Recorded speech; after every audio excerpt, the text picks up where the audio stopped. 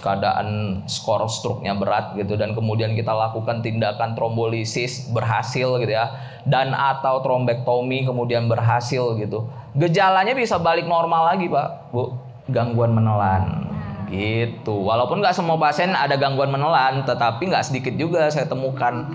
Biasanya tuh katanya ya, minum air putih itu yang paling susah malah ya, daripada yang lain-lain gitu, yang bertekstur gitu. Tetapi kita harus ingat, otak kita ini yang mengatur fungsi tubuh kita. Nah, tujuan daripada kenapa sih seseorang tuh melakukan fisioterapi dan kawan-kawan ya, istilah tangannya dibantu gerak, diberikan stimulasi dan lain-lain. Tujuannya apa? Supaya ada sinkronisasi lah antara otak dan motoriknya ataupun sensoriknya gitu ya.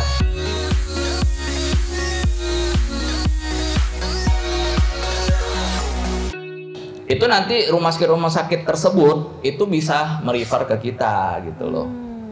Yang penting di refer, jadi dirujuk ke rumah sakit yang ready lah intinya. Jelas kan kalau pakai ambulans kan lebih cepat Pak Bu, dibandingkan pakai ini kan pakai mobil pribadi gitu. Iya, jadi jangan malah kalau udah tahu sering banget nih masyarakat kita dikasih minum kok bleber ya gitu lah. Ini memang karena sudah stroke ya Dok ya. Betul. Kasih minum pun hati-hati Bapak Ibu. Resikonya apa? Tersedak, hati-hati. Kalau tersedak nanti larinya kemana? Larinya ke paru. Kalau lari ke paru, resikonya apa?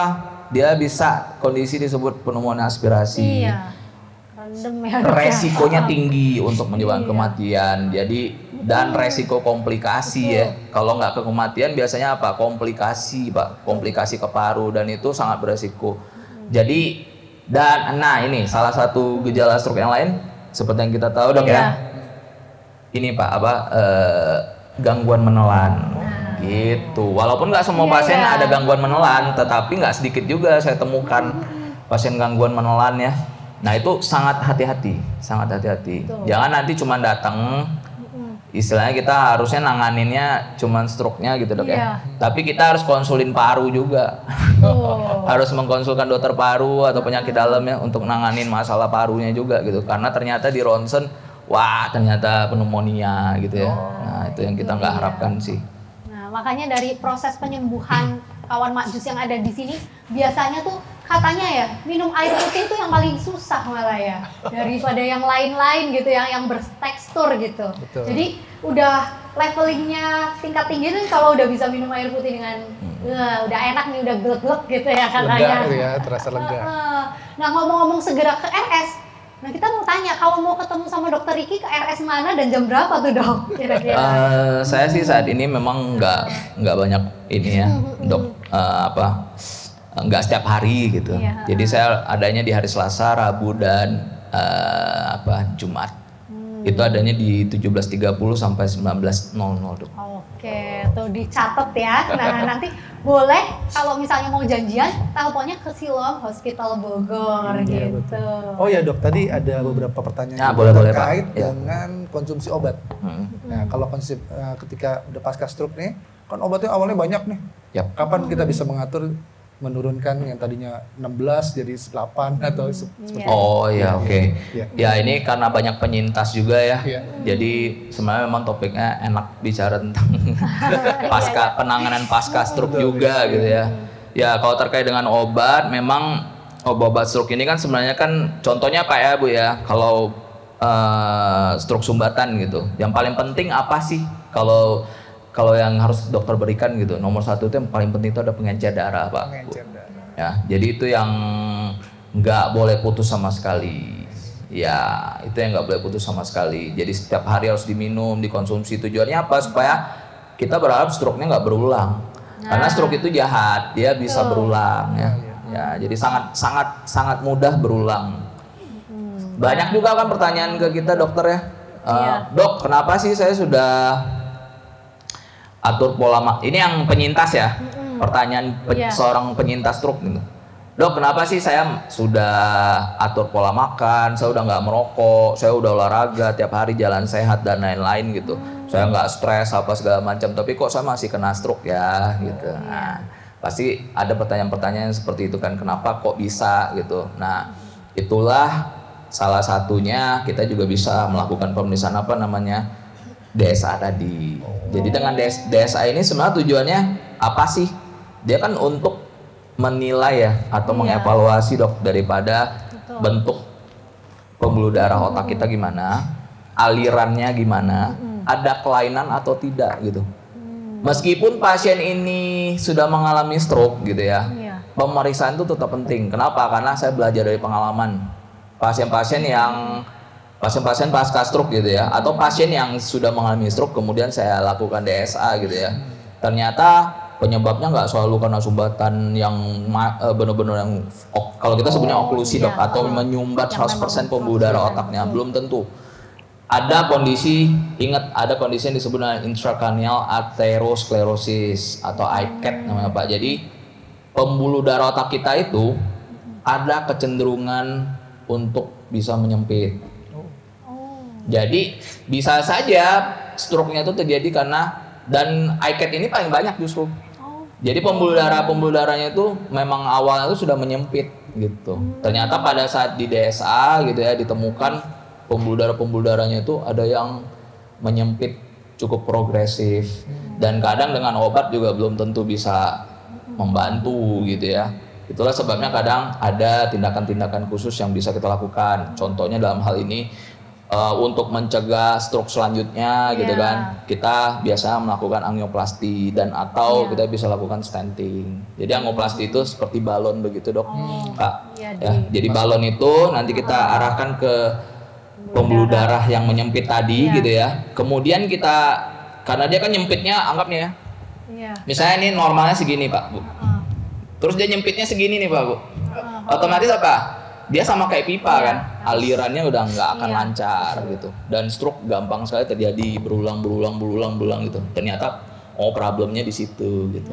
Jadi yang bisa kita lakukan apa? Kita bisa melebarkan pembuluh darahnya. Jadi si balon tadi kita arahkan ke area yang menyempit, kemudian kita nanti kembangkan, jadi nanti dia akan melebar kembali. Atau kita bisa lakukan itu stenting ya. Jadi stenting itu kita pasang ring, sama persis kayak dokter kardiointervensi melakukan di jantung gitu. Ya, dan perlu diingat pembuluh darah yang kita periksa juga di mana? Di leher. Dan di leher itu sering juga saya temukan ada plak dok. Ya, di plak. Jadi plak itu mudah muncul di area karotis namanya di sini. Ya, area karotis atau pembuluh darah vertebralis, tapi memang lebih banyak di karotis. Nah, karotis ini kan dia ada percabangannya dok. Nah, area percabangan inilah yang sering banget muncul plak ya. Dan itu nggak sedikit. Jadi pasien-pasien yang selama ini berobat ke saya, kita lakukan pemeriksaan. Bapak Ibu pernah nggak dilakukan USG Doppler karotis?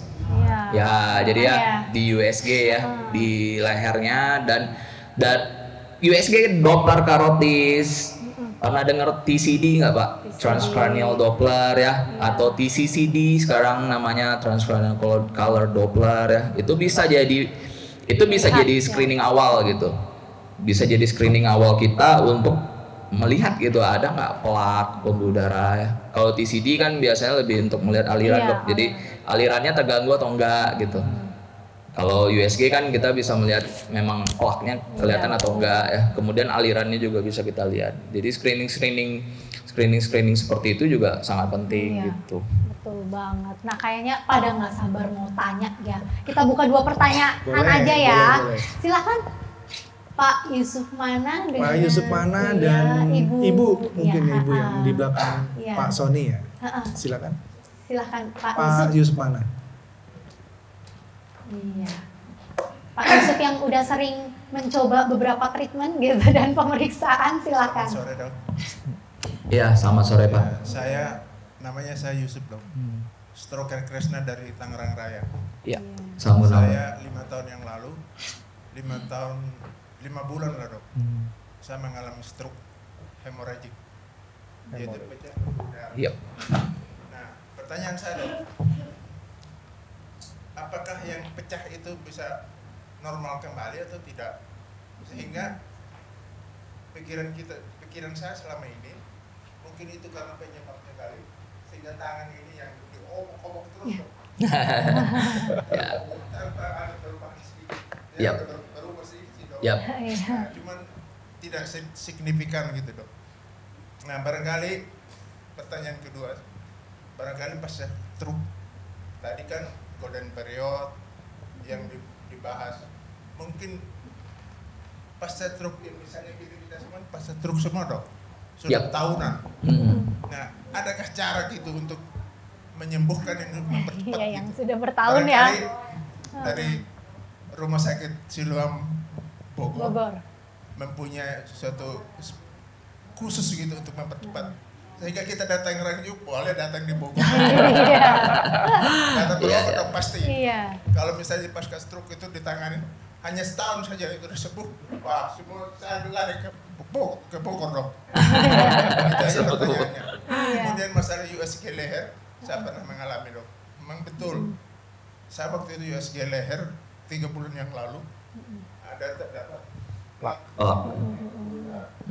Kemudian USG di kepala juga, di belakang kepala sini ada pembuluh darah yang lingkar gitu. Nggak ada turun langsung ke bawah. Katanya itu melingkar. Terus ya. Gimana itu dok? Iya. Bisa normal nggak itu? Itu aja pertanyaan saya. Iya. Oke, terima kasih Pak pertanyaannya. Dijawab dulu ya. Oh ya. Nama saya Adi. Ya. Dari Bintaro. Tempatnya laki-laki karena perempuan Bintaro. Dok, saya ini kena stroke hemoragik tahun 2023. Udah pulih. Ya. Penyebabnya katanya itu aneurisma ya. Aneurisma. Oke. Saya pecah pembuluh darah, hemoragik, terus saya hilang sadaran. Bukan nggak hilang sadar, nggak sadar 4 bulan. Iya. Jadi saya nggak ingat memori selama 4 bulan. Subarachnoid Pak ya? Iya. Nah, yang jadi pertanyaan, stroke itu kan hasilnya ya, yang menjadi faktor keturunan itu apa ya, darah tinggi. Karena saya punya orang tua kena stroke, adik-adiknya orang tua tuh banyak kan kena stroke semua. Ada yang sepupu saya kena stroke, baru meninggal. Jadi saya berpikir, apakah ini faktor keturunan, apakah darah tingginya yang keturunan? Iya. Nah, terus apa upaya kita agar kita punya pembuluh darah sehat ya, biar nggak kena stroke atau kena serangan jantung, kan ini satu saluran kan? Seperti itu dok. Terima kasih. Oke, sama-sama Pak. Satu lagi Ibu. Satu lagi ya. Diborong ya. Rangkum ya. Iya. Selamat sore Dr. Riki. Saya Bu Astrid dari Bogor Pak. Oh ya Bu. Iya. Saya stroke penyumbatan sejak 1 tahun lalu ya, April 2024.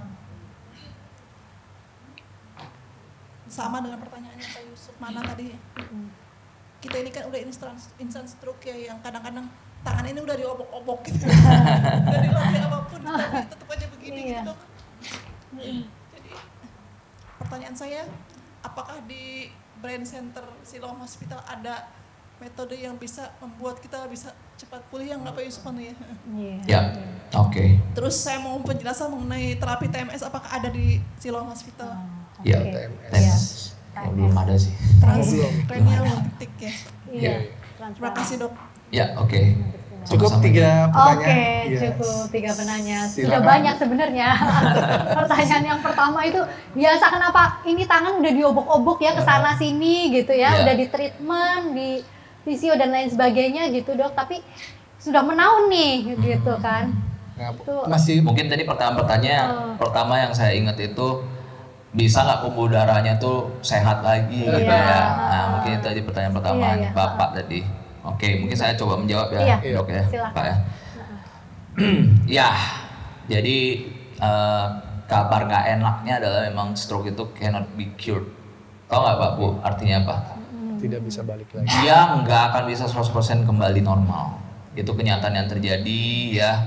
Ya, memang saya nggak enak ngomongnya, tapi ya saya harus membicarakan fakta ya. Stroke cannot be cured. Jadi stroke tidak benar-benar 100% bisa disembuhkan. Tetapi tujuan dari kita melakukan istilahnya melakukan berbagai terapi ya, dan lain-lain gitu ya, termasuk fisioterapi dan kawan-kawan gitu ya, termasuk yang tadi Ibu bilang TMS, transcranial magnetic stimulation dan kawan-kawan itu semua ya itu tujuannya untuk meningkatkan istilahnya mengurangi lah gejala-gejala yang ada ya, mengurangi tingkat keparahannya ya, kemudian juga meningkatkan kualitas hidup kita, meningkatkan motorik kita terutama ya. Jadi intinya meningkatkan kualitas hidup. Tujuannya apa pada akhirnya? Kita mengurangi disabilitas yang terjadi, Pak Bu. Kita kan walaupun kita penyintas ya, kita berharapnya apa? Kita nggak terlalu bergantung dengan orang lain. Betul. Atau bahkan sampai kita tuh harus bergantung 100% ke orang lain, kan kasihan ya. Maksudnya itu yang kita nggak harapkan gitu. Nah sekarang pertanyaannya, sebenarnya yang saya katakan ya cannot be cured 100% itu sebenarnya nggak juga sih. Itu yang tadi saya bilang, trombektomi itu bisa jadi penolong, Pak. Atau yang trombolisis tadi bisa jadi penolong. Yang saya bilang ya itulah, kalau misalnya nih ya seseorang itu dalam waktu golden period tadi gitu ya ditanganin gitu dengan baik gitu ya, mungkin ya tadi yang saya bilang kalau gejalanya sudah mulai muncul kan pasti setiap menit itu ada sel otak yang mati gitu ya, ada sel otak yang rusak, Pak. Itu yang saya bilang cannot be cured-nya itu di situ. Tetapi secara gejala klinis yang tadi saya bilang juga ya, bahwa pasien yang datang dengan kelemahan misalnya gitu ya, keadaan skor stroke-nya berat gitu, dan kemudian kita lakukan tindakan trombolisis berhasil gitu ya, dan atau trombektomi kemudian berhasil gitu, gejalanya bisa balik normal lagi, Pak Bu, gitu. Meskipun ya kematian sel-sel otaknya pasti sudah ada yang terjadi gitu, tetapi secara klinis dia bisa kembali normal lagi 100% gitu ya. Jadi itu maksudnya. Terus yang kedua pertanyaan, sudah di tangan diobok-obok gitu ya, tangan udah diobok-obok padahal masalahnya di otak. Itu tepat, Pak. Dalam artian gini, tepatnya itu ya memang masalahnya di otak gitu loh, tetapi kita harus ingat otak kita ini yang mengatur fungsi tubuh kita. Nah tujuan daripada kenapa sih seseorang tuh melakukan fisioterapi dan kawan-kawan ya, istilah tangannya dibantu gerak, diberikan stimulasi dan lain-lain, tujuannya apa? Supaya istilahnya itu tuh ada sinkronisasi lah antara otak dan motoriknya ataupun sensoriknya gitu ya. Diharapkan juga apa biasanya? Kecenderungan pasien stroke itu dia akan mengalami peningkatan tonus otot, Pak. Jadi kalau tonus ototnya meningkat, yang terjadi apa?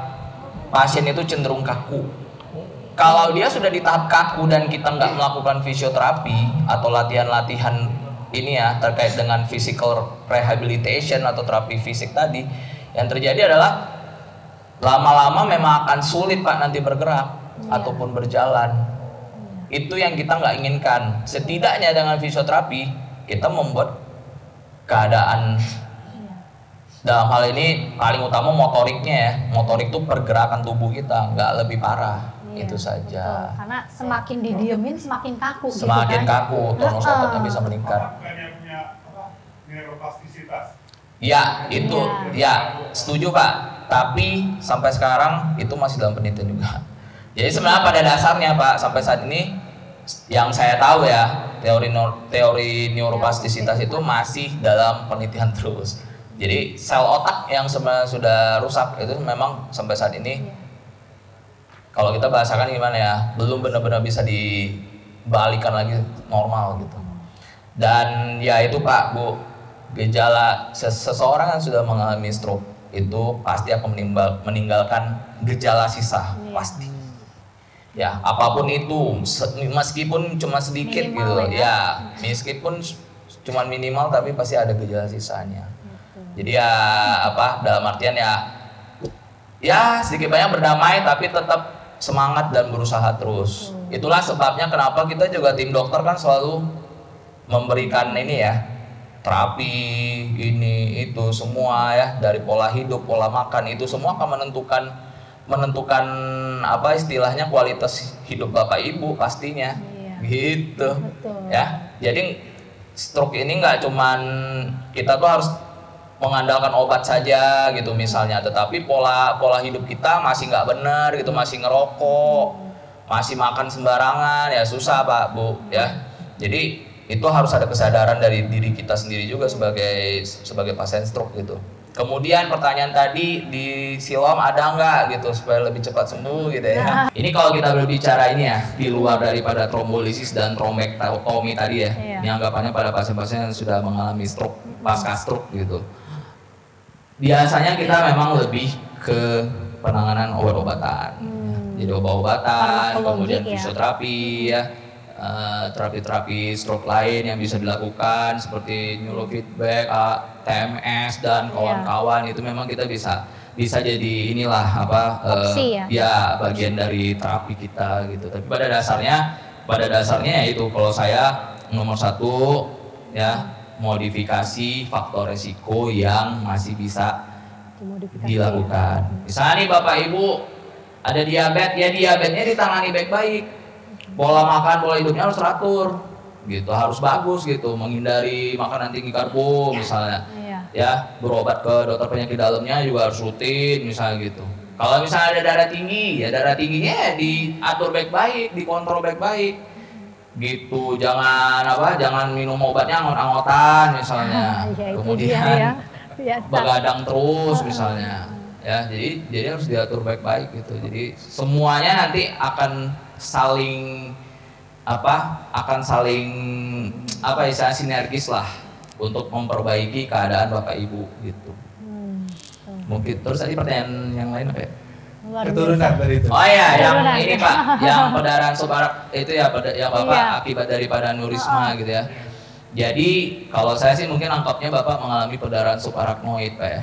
Jadi ada yang disebut dengan aneurisma SAH Pak. Jadi pendarahan aneurisma yang diakibatkan oleh karena aneurisma.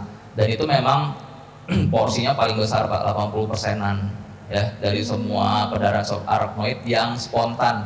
Jadi kalau seseorang mengalami pendarahan subarachnoid tapi terjadinya mendadak tanpa ada trauma kepala Pak, itu kemungkinan aneurismanya pecah. Aneurisma itu apa? Balon pembuluh darah ya. Jadi balon pembuluh darah yang terjadi akibat dari apa? Kalau kita sebutnya shear stress. Jadi shear stress itu terjadi akibat, itu kenapa aneurisma selalu terjadinya di percabangan. Karena shear stress tadi, aliran darah tadi itu istilahnya dia menabrak terus Pak. Menabrak si dinding pembuluh darah dan lama-lama terjadi shear stress. Si pembuluh darahnya itu kemudian dia jadi menipis, istilahnya begitu. Lama-lama dia karena menipis, dia kemudian membentuk benjolan tadi. Nah benjolan ini dia sangat berisiko untuk pecah. Misalnya tekanan darah Bapak tinggi gitu ya, atau akibat trauma dan lain-lain gitu. Tapi kalau trauma ya itu tadi saya bilang itu namanya jarang sekali sih trauma itu diakibatkan oleh karena aneurisma gitu Pak. Kebanyakan memang spontan dan paling sering memang karena darah tinggi gitu.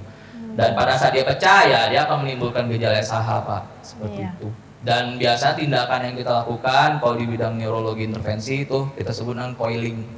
Jadi coiling. Endovascular coiling Dok, Pak. Ya, jadi kita memasukkan coil namanya semacam ya kita sebutnya ya mungkin awamnya apa ya benang kali ya. Jadi si coil itu kita sama sistemnya di DSA dulu, baru nanti kita masukkan si coilnya itu ke aneurismanya tadi. Nah tujuannya apa? Kita mau menutup aliran ke si aneurismanya. Jadi karena nanti dia tidak mendapatkan pasokan darah lagi, lama-lama si aneurisma ini dia akan hilang sendiri, gitu. Beserta si coilnya Pak. Jadi nanti akan membuat dinding pembuluh darah yang baru. Gitu. Jadi aneurismanya akan hilang dan otomatis itu pasti akan membuat resiko untuk pecah berulang itu minim, karena kan istilahnya kita udah coiling gitu. Kalau metode-metode yang lebih canggih ada namanya flow diverter, tapi prinsipnya sama, kita menghambat aliran ke si aneurismanya itu supaya nggak mendapatkan pasokan, nggak mendapatkan makanan, jadi nanti dia akan hilang sendiri gitu. Penjelasannya komplit banget ya. Luar biasa. Ibu tadi pertanyaan apa ya yang terakhir? Sama sih dengan Pak Yusuf. Sama ya. Tadi nanya TMS sudah dijawab. Iya. Tapi pada dasarnya Bapak Ibu, pokoknya nomor 1 yang pasien stroke itu yang penting mau semangat dulu. Nah, ya. Itu kuncinya. Iya. Kedua rutin minum obat, gitu. Ada faktor-faktor risiko apa? Minum obat. Harus rajin, kontrol ke dokter setiap bulan, ya. Jadi Kalau bahkan perlu, kalau Bapak Ibu mau MCU tiap 6 bulan misalnya, terutama yang di atas 50 tahun ya, harus rajin MCU gitu. Kalau memang perlu lagi, kalau misal belum pernah melakukan screening, saya sarankan melakukan screening. Entah itu USG, TCD gitu ya. Kemudian screening minimal setahun sekali lah Pak. Ya, apalagi kalau memang jelas-jelas sudah ada plaknya gitu ya. Mungkin perlu dicek berkala gitu, setahun sekali atau karena itu akan menentukan nanti. Contohnya plak yang di karotis, kalau misalnya dia sudah indikasi gitu ya untuk dipasang ring, kita ya harus pasang ring gitu. Karena kalau enggak, karotis ini kan dia kan layaknya pohon ya. Jadi cabang. pembuluh darah di lehernya itu layaknya batang gitu. Kalau batangnya tersumbat, aliran darah ke otaknya habis semua Pak. Nah, itu yang kita nggak inginkan. Kenapa kalau ada penyempitan di sini kita harus ya kalau progresif ya kita harus buka. Caranya apa? Kita pasang ring. Nah, gitu. Jadi jangan dibiarkan. Sebetulnya nggak perlu. Bisa Pak, tapi tergantung Pak. Plak itu kan keras banget ya. Kalau hanya mengadakan CPG tapi dia udah progresif, biasanya nggak akan membantu. Dan itu kita biasanya kalau memang kecenderungannya cukup besar, ya ada baiknya kita DSA untuk menentukan berapa persentase pastinya itu ya dari DSA itu.